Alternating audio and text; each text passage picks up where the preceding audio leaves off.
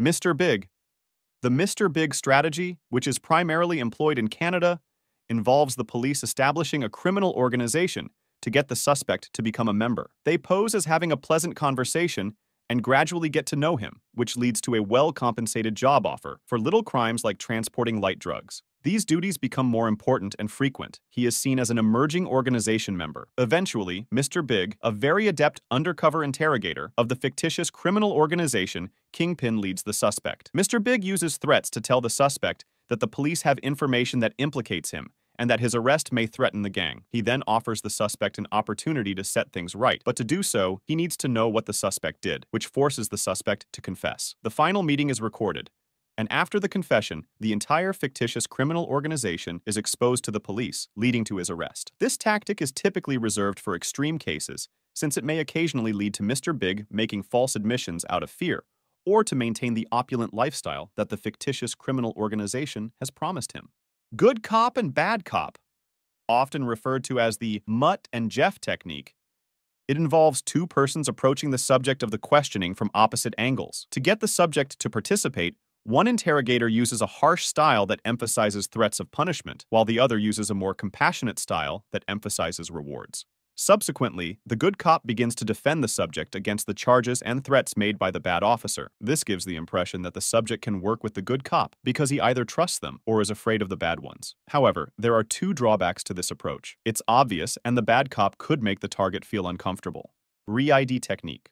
The REID technique consists of a three-phase process. The interviewer begins with a fact analysis, moves on to a behavior analysis, and then, if necessary, reads the 9 phases of interrogation. Only in cases where the first 2 stages of the interrogation provide evidence that the subject was involved in the crime, and the interrogation is an accusing procedure rather than a standard question and answer exchange, is it appropriate to proceed with the 9 steps. Throughout the entire interrogation process, the interviewer maintains a composed and compassionate manner with the intention of gradually helping the subject become more at ease with disclosing the truth. This is sort of a monologue made by the interviewer that informs the subject that the results of the investigations clearly show he's guilty. The investigator completes this particular section by providing a variety of psychological justifications for the subject's actions. The interviewer gives the suspect an early chance to confess by first informing him that the investigations point to him as a possible suspect and by questioning him about the circumstances surrounding the incident. The interrogator then makes an attempt to place the blame for the crime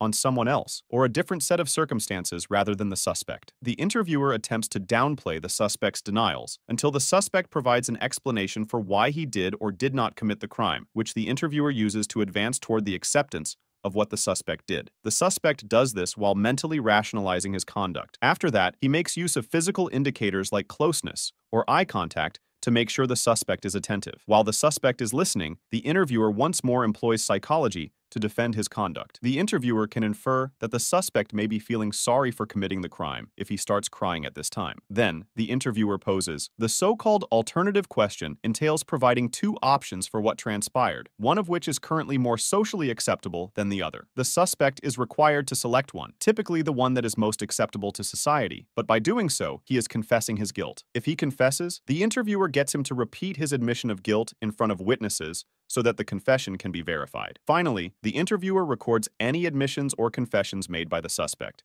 Minimization or maximization. These 2 examples are 2 different takes on the minimization technique, in which the interviewer downplays the severity of the crime to increase the likelihood that the suspect will confess, since he may receive a lighter sentence than he had first anticipated. To maximize the punishment, the interviewer inflates the severity of the crime and begins listing the harshest penalties that may be applied to it, leading the suspect to feel he would receive a lighter term. If he admits, this is another highly contested tactic that may result in false admissions. Informal questioning. Sometimes, police officers would rather conduct field investigations than make arrests, so they are protected from reading the Miranda warnings. This presents an authentic interview as a casual chat, even while the officer may be getting crucial information from the subject. A comparable strategy is the change of scenery technique, which entails the interviewer and suspects leaving the formal setting where the interview took place, and the interviewer approaching the suspect informally with questions. This gives him the impression that the questioning has ended, and he is unaware that it is still going on. The pause technique. The interviewer asks no more questions, and keeps looking directly at the suspect after they have spoken. This gives the impression that the suspect needs to disclose more information, and the more he reveals, the greater the likelihood that he will contradict any known facts gleaned from the evidence or himself. Peace technique. The five-stage peace strategy was developed in response to the observation that psychologically abusive methods frequently produced false confessions. It's more of an interview between the suspect and the interviewer, during which the suspect is allowed to tell their side of the story in full before being shown any evidence that contradicts or is inconsistent with it. Instead of only looking for a confession, its objective is to get a complete description of what happened. Planning and preparation, the first of the 5 steps, calls for investigators to learn as much as they can about the occurrence they are looking into, including who needs to be interviewed and why. During the second phase, known as Engage and Explain, the interviewer attempts to establish a relationship with the suspect by inquiring about their preferred method of address, the duration of the interview, and whether they need any reassurance if they appear nervous. In the third phase, known as Account Clarification and Challenge, the interviewer attempts to get the subject to give a complete account of what happened without interjecting. Following the subject's explanation of what happened, the interviewer can probe further and, in the event of contradicting information, even reject the suspect's account. To make sure that everyone is on the same page, the fourth stage, referred to as closing, entails summarizing the suspect's statements. It also entails making sure that every relevant subject has been addressed. As the name suggests, this technique is much more peaceful and focuses on developing a connection with the suspect to encourage cooperation. The final stage is called evaluation, and it requires the interviewer to assess if they got what they wanted from the interview, how the investigation has changed with the new information, and what could have been done better in the interview itself. Rapid fire. Rapid fire questions are asked by one or more interrogators so quickly that the suspect cannot finish answering one before the next is posed. With little time to go over his responses, this confuses him and causes him to contradict himself. He is subsequently questioned by the interrogators regarding the inconsistencies. Pride and ego down. One is undermining the suspect's self-worth, which may prompt him to try to salvage his pride by providing information. This method works best with suspects who have demonstrated emotional weakness or feelings of inferiority, but it is also quite dangerous because the interviewer finds it more difficult to change course if it doesn't work out without losing his credibility. Repetition.